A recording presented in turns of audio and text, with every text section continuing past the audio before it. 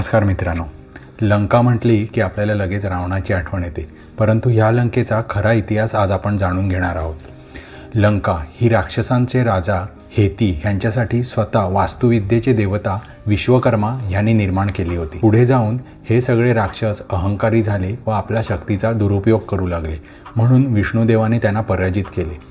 त्यानंतर हे राक्षस लंका सोडून इतरत्र जाऊन वसले. पुढे जाऊन कुबेरदेवांनी ह्या लंकेची पुनर्निर्मिती करण्याचा निर्णय घेतला आणि सर्व सोयींनी युक्त, धनसंपत्तीनी भरपूर अशी सोन्याची वैभवशाली लंका कुबेरदेवांनी निर्माण केली.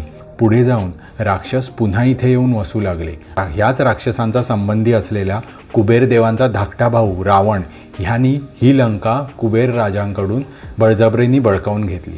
तेव्हा रावणाची लंका म्हणून ओळखल्या जाणारी लंका खरी कुबेराने निर्माण केली होती. हा व्हिडिओ आवडला असेल तर लाईक करा, शेअर